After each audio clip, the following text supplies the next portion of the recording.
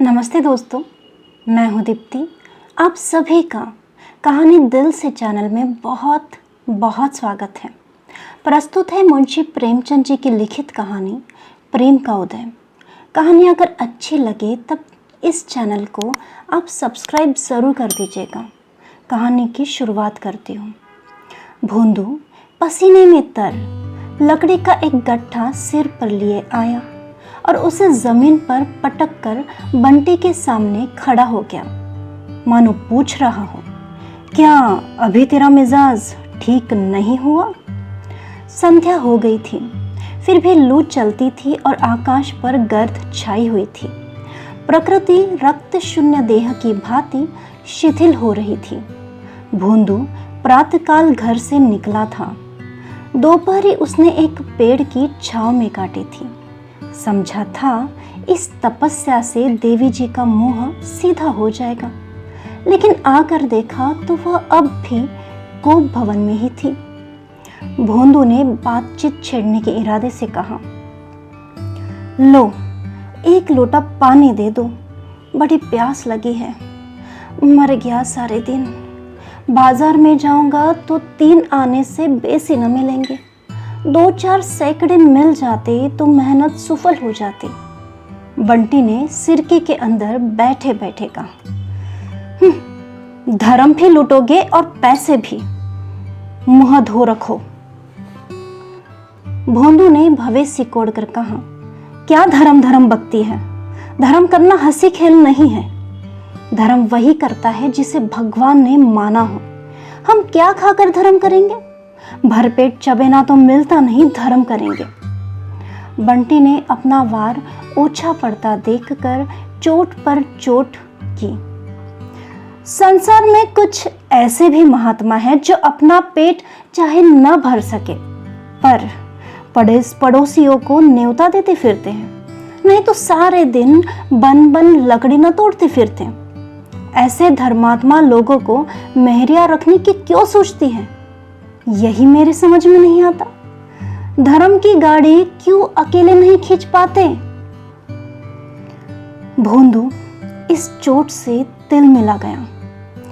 उसकी जहरदार नसें तन गई, माथे पर बल पड़ गए। इस अबला का मुंह वह एक डबट में बंद कर सकता था, पर डांट डपट उसने सीखी नहीं थी, जिसके पराक्रम की सारे कंजड़ों में धूम थी, जो अकेला 150 जवानों का नशा उतार सकता था। वह इस अबला के सामने चू तक नहीं कर सका। दबी जबान से बोला, मेहरिया धर्म बेचने के लिए नहीं लाई जाती, धर्म पालने के लिए लाई जाती है। यह कंजड़ दंपत्ति आज 3 दिन से और कई कंजड़ परिवारों के साथ इस बाग में उतरा हुआ था। सारे बाग में सिरकियां ही सिरकियां दिखाई देती थी। उसी 3 हाथ चौड़ी और 4 हाथ लंबी सिरकी के अंदर एक एक पूरा परिवार जीवन के समस्त व्यापारों के साथ कल्पवास सा कर रहा था। एक किनारे चक्के थे, एक किनारे रसोई का स्थान, एक किनारे 2 एक अनाज के मटके। द्वार पर एक छोटी सी खटोली बालकों के लिए पड़ी थी। हर एक परिवार के साथ 2-2 भैंसे या गधे थे। जब डेरा कूच होता था तो सारी गृहस्थी इन जानवरों पर लाद दी जाती थी। यही इन कंजड़ों का जीवन था। सारी बस्ती एक साथ चलती थी। आपस में ही शादी ब्याह, लेन देन, झगड़े तंटे होते रहते थे। इस दुनिया के बाहर वाला अखिल संसार उनके लिए केवल एक शिकार का मैदान था। उनके किसी इलाके में पहुंचते ही वहां की पुलिस तुरंत आकर अपनी निगरानी में ले लेती थी। पड़ाव के चारों तरफ चौकीदार का पहरा हो जाता था। स्त्री या पुरुष किसी गांव में जाते तो 2-4 चौकीदार उनके साथ ही लेते थे। रात को भी उनकी हाजिरी लग जाती थी। फिर भी आसपास के गांव में आतंक छाया हुआ था, क्योंकि कंजड़ लोग बहुधा घरों में घुसकर जो चीज़ें चाहते उठा लेते और उनके हाथ में जाकर कोई चीज़ लौट नहीं सकती थी। रात में ये लोग अक्सर चोरी करने निकल जाते थे। चौकीदारों को उनसे मिले रहने में ही अपनी कुशल दिखती थी। कुछ हाथ भी लगता था और जान भी बची रहती थी।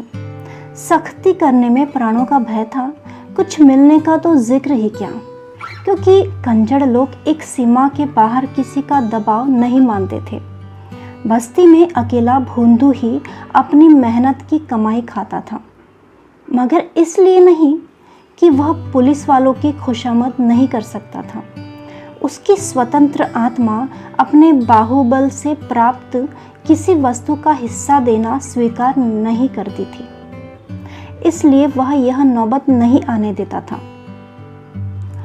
बंटी को पति की यह आचार निष्ठा एक आंख भी नहीं बाती थी।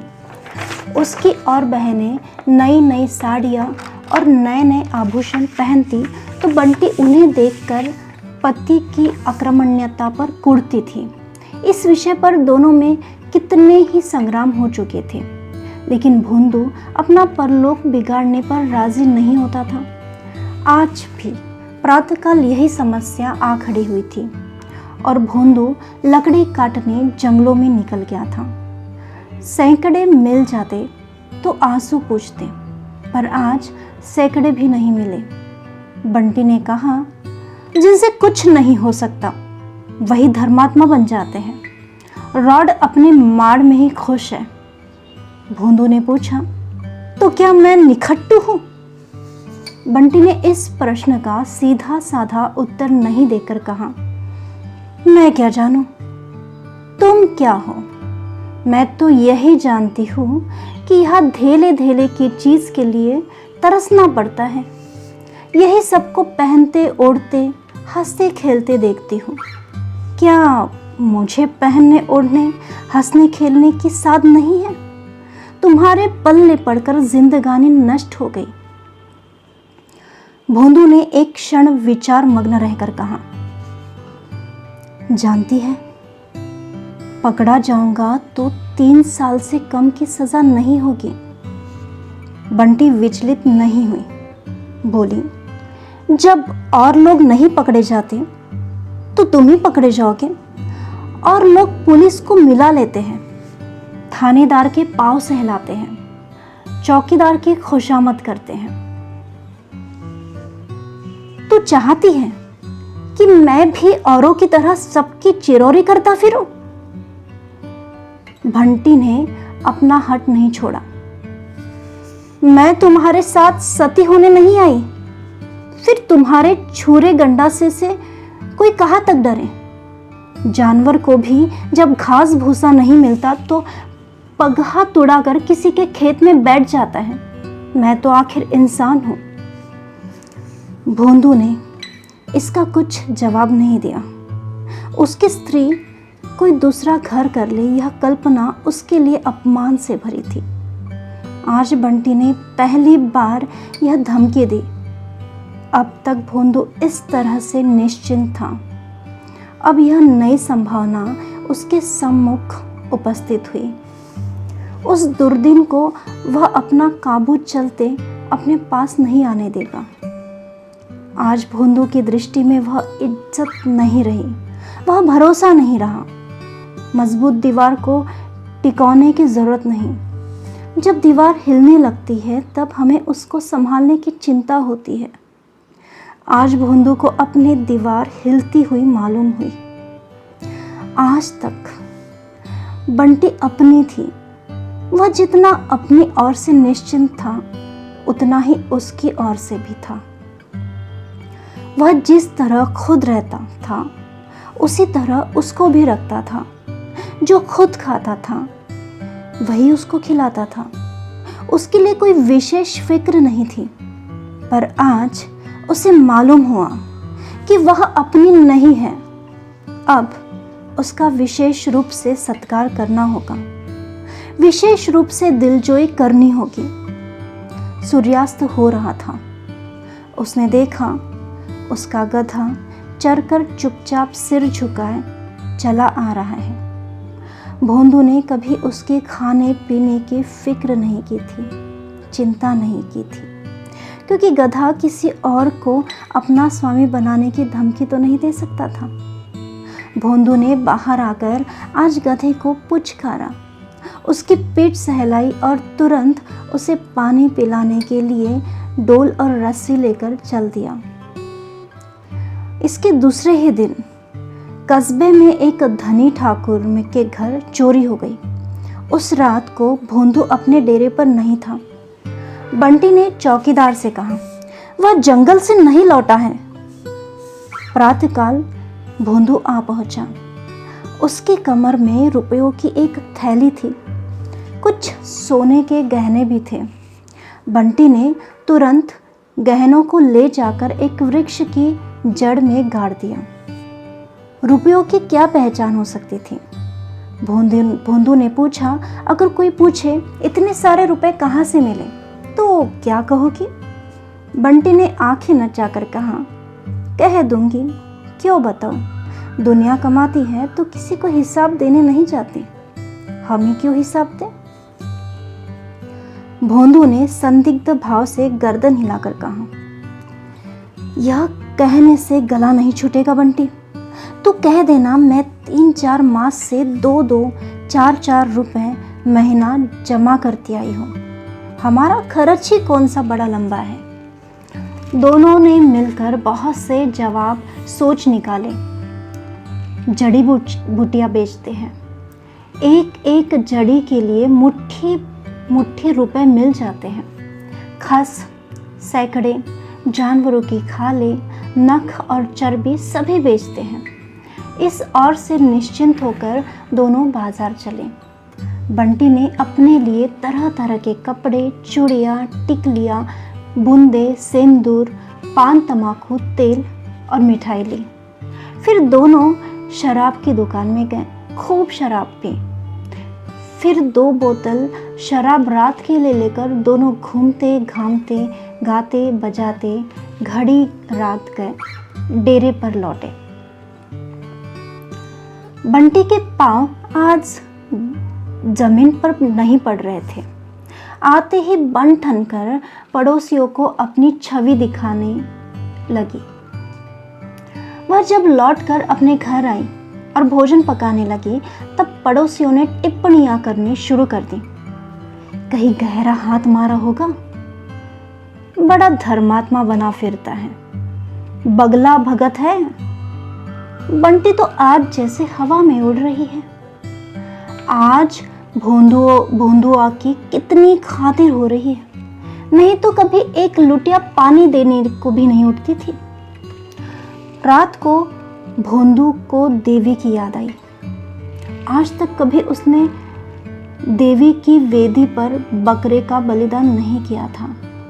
पुलिस को मिलाने में ज़्यादा खर्च था, कुछ आत्मसम्मान को भी खोना पड़ता था। देवी जी केवल एक बकरे में राजी हो जाती है। हाँ, उससे एक गलती ज़रूर हुई थी। उसकी बिरादरी के लोग साधारणतया कार्यसिद्धि के पहले बलिदान दिया करते थे। भोंदू ने यह खतरा नहीं लिया। जब तक माल हाथ नहीं आ जाए, उसके भरोसे पर देवी देवताओं को खिलाना उसकी व्यावसायिक दृष्टि में नहीं जचा। और उसे अपने कृत्य को गुप्त रखना भी चाहता था, इसलिए किसी को सूचना भी नहीं दी थी। यहाँ तक कि बंटी से भी नहीं कहा था। बंटी तो भोजन बना रही थी। वह बकरे की तलाश में घर से निकल पड़ा। बंटी से ने पूछा, अब भोजन करने के समय कहाँ चले जा रहे हो? अभी आता हूँ। मत जाओ, मुझे डर लगता है। भोंदू स्नेहा के नवीन प्रकाश से खिलकर बोला, मुझे देर नहीं लगेगी, तू यह गंडा सा अपने पास रख ले। उसने गंडा सा निकालकर बंटी के पास रख दिया और निकला। बकरे की समस्या बेढप थी। रात को बकरा कहाँ से लाता? इस समस्या को भी उसने एक नए ढंग से हल किया। पास की बस्ती में एक गडरिये के पास कई बकरे थे। उसने सोचा वहीं से एक बकरा उठा लाऊं। देवी जी को अपने बलिदान से मतलब है या इससे कि बकरा कहाँ से लाया और कैसे लाया। मगर बस्ती के समीप पहुंचा ही था कि पुलिस ने 4 चौकीदारों ने उसे गिरफ्तार कर लिया और मुश्कें बांधकर थाने ले चले। बंटी भोजन पकाकर अपना बनाव सिंगार करने लगी। आज उसे अपना जीवन सफल जान पड़ता था। आनंद से खिल जाती थी। आज जीवन में पहली बार उसने सिर पर सुगंधित तेल जड़ा। आईना उसके पास एक पुराना था। आज वह नया आईना लाई। उसके सामने बैठकर उसने अपने केश संवारे, मुंह पर उपटन लगाया। साबुन लाना भूल गई थी। साहब लोग साबुन लगाने ही से इतने गोरे हो जाते हैं। साबुन होता तो उसका रंग कुछ और निखर जाता। कल वह अवश्य साबुन की कई बट्टियां लाएगी और रोज लगाएगी। केश गूंथकर उसके माथे पर अलसी का लुआब लगाया, जिससे बाल नहीं बिखरने पाए। फिर पान लगाए। चूना ज़्यादा हो गया था, गलफड़ों में छाले पड़ गए, लेकिन उसने समझा शायद पान खाने का यही मज़ा है। आखिर कड़वी मिर्च भी तो लोग बड़े मज़े से खाते हैं। गुलाबी साड़ी पहन और फूलों का गजरा गले में डालकर उसने आईने में अपनी सूरत देखी तो उसके आबनूसी रंग पर लाली दौड़ गई। आप ही आप लज्जा से उसकी आंखें झुक गईं। दरिद्रता की आग से नारीत्व भी भस्म हो जाता है। नारीत्व की लज्जा का क्या जिक्र। मैले कुचैले कपड़े पहनकर लजाना ऐसा ही है जैसे कोई चबैने में सुगंध लगाकर खाए। इस तरह सच कर बंटी भोंदू की राह देखने लगी। जब अब वह नहीं आया तो उसका जी झुंझलाने लगा। रोज तो सांझ से ही द्वार पर पड़ा रहता है।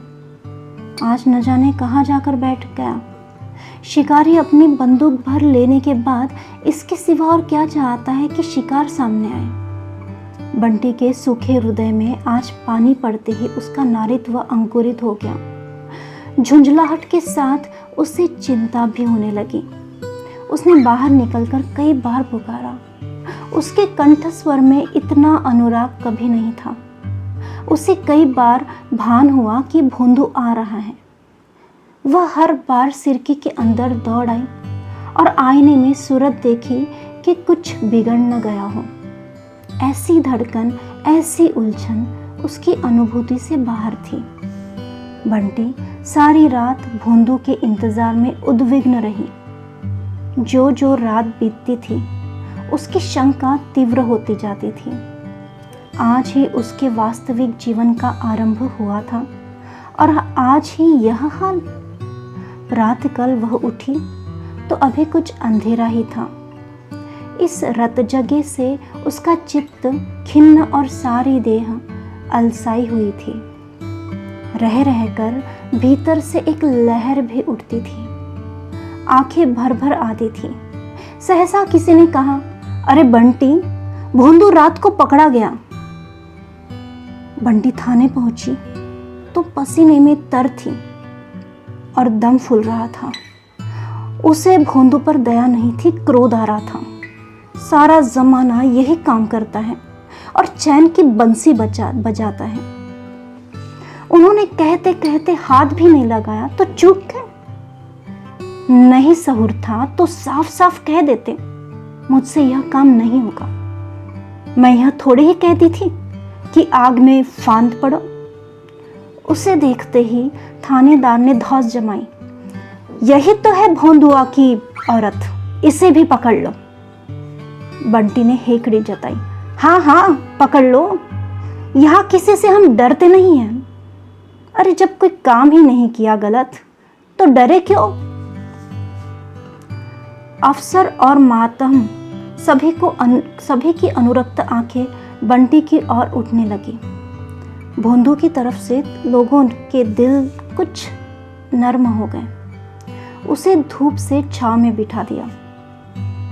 उसके दोनों हाथ पीछे बांधे हुए थे और धूल धूसरित काली देह पर भी जूतों और कोड़ों के रक्त में मार साफ नजर आ रहे थे। उसने एक बार बंटी की ओर देखा, मानो कह रहा था, देखना देखना कहीं इन लोगों के धोखे में मत आ जाना।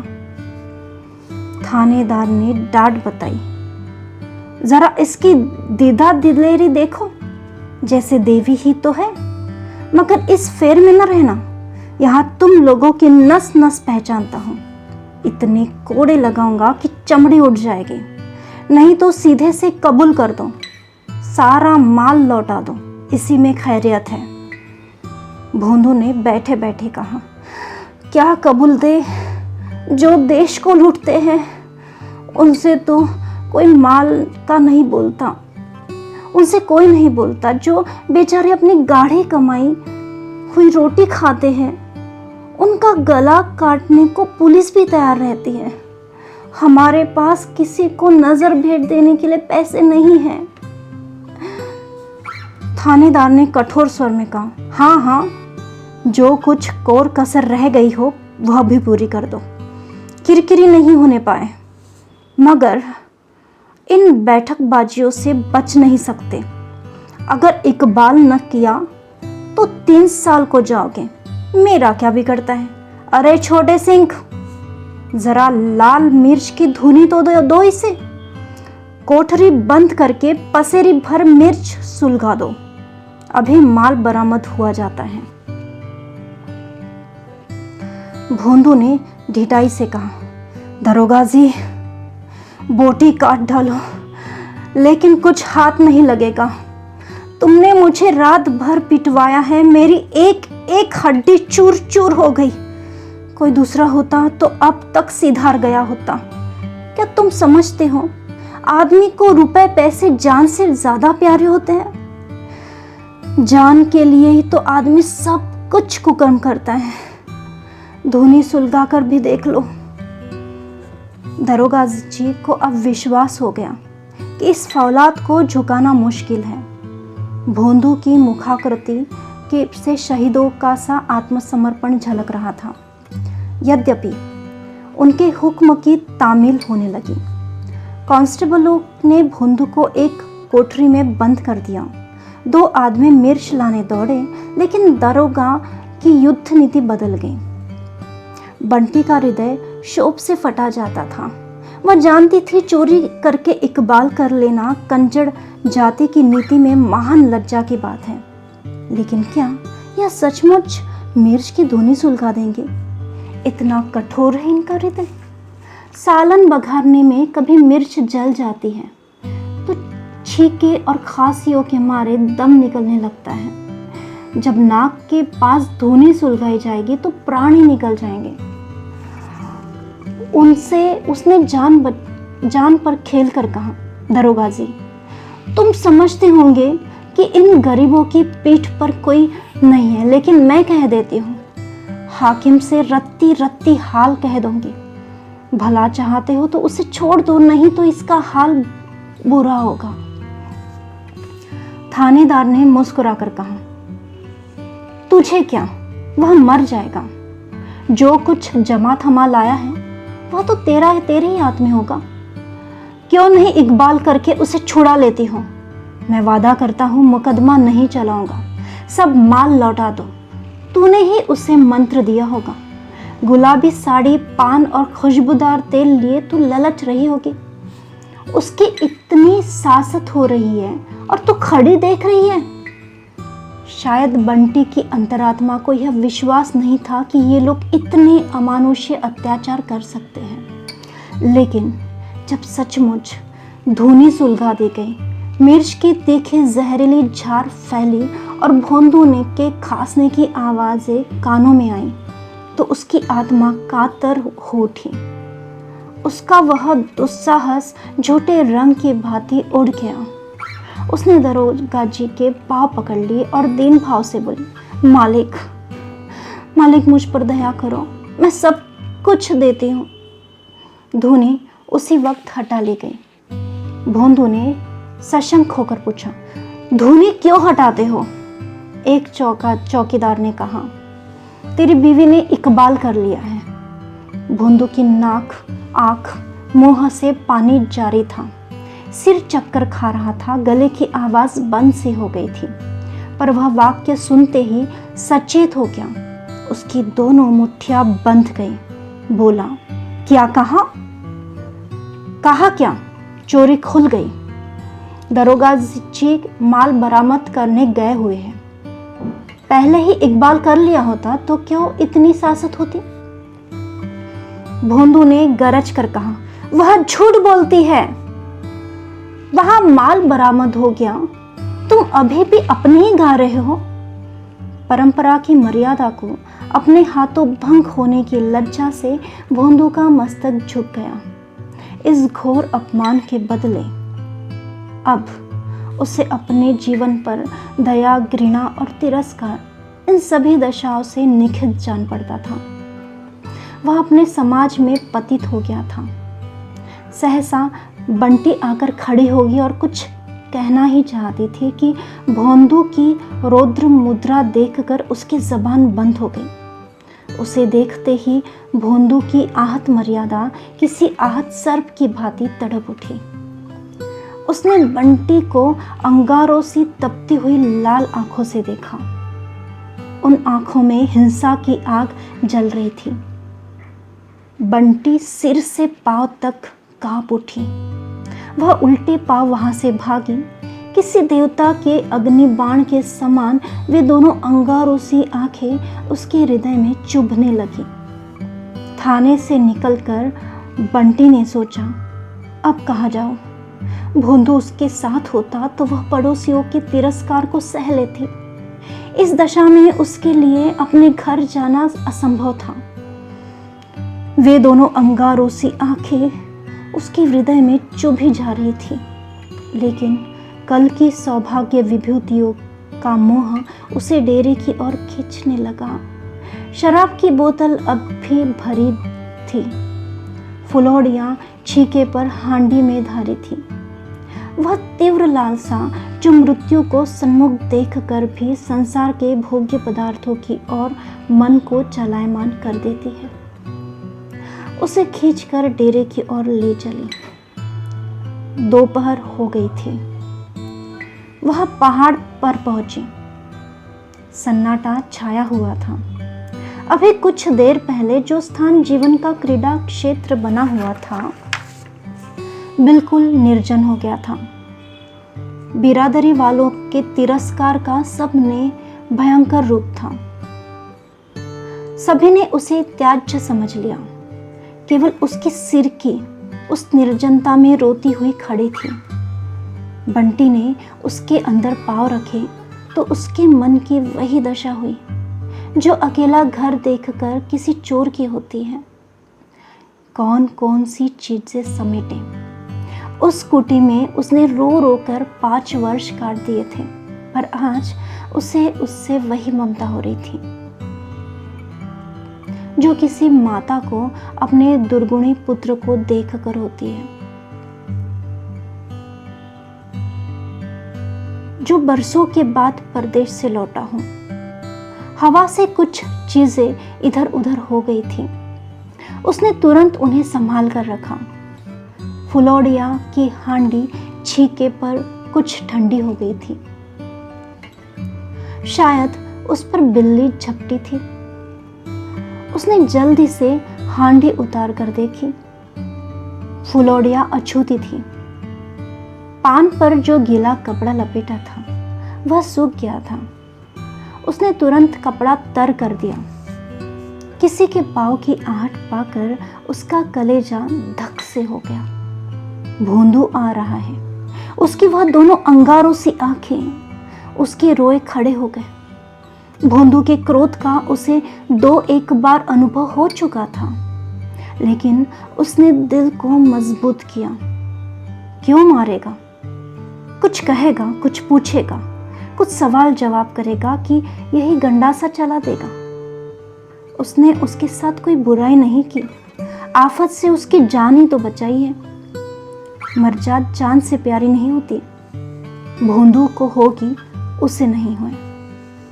क्या इतनी सी बात के लिए वह उसकी जान ले सकता? उसने सिरकी के द्वार से झांका। भोंदू नहीं था, केवल उसका गधा चला आ रहा था। बंटी आज उस अभागे से गधे को देखकर ऐसी प्रसन्न हुई मानो अपना भाई नहर से बतासों की पोटली लिए थका मांदा चला आता हो। उसने जाकर उसकी गर्दन सहलाई, उसे बहुत प्यार किया। वह उसे फूटी आंख नहीं भाता था, पर आज उससे उसे इतनी आत्मीयता हो गई थी। वह दोनों अंगारों सी आंखें उसे घूर रही थी। वह सियार उठी। उसने फिर सोचा, क्या किसी तरह नहीं छोड़ेगा? वह रोती हुई उसके पैरों पर गिर पड़ेगी। क्या तब भी नहीं छोड़ेगा? इन आंखों की वह कितनी सराहना किया करता था। इनमें आंसू बहते देखकर उसे दया नहीं आएगी? बंटी ने चुक्कड़ में शराब उंडेलकर पी ली और छीके से फुलौड़ियाँ उतार कर खाई। जब उसे मरना ही है तो साथ क्यों रह जाए? वह दोनों अंगारों सी आंखें उसके सामने चमक रही थी। दूसरा चुक्कड़ भरा और पी गई। जहरीला ठर्रा जिसे दोपहर की गर्मी ने और भी घातक बना दिया था, देखते ही देखते उसके मस्तिष्क को खौलाने लगा। बोतल आधी हो गई थी। उसने सोचा, भोंदू कहेगा, तूने इतनी दारू क्यों पी ली?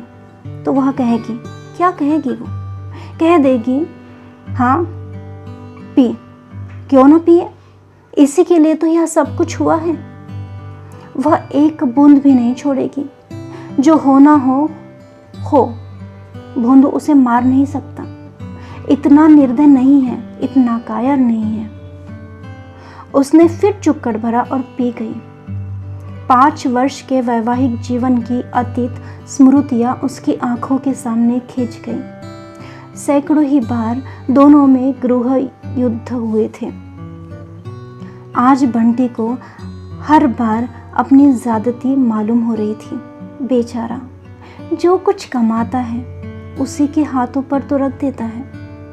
अपने लिए कभी एक पैसे की तंबाकू भी लेता है तो पैसा उसी को मांगता है।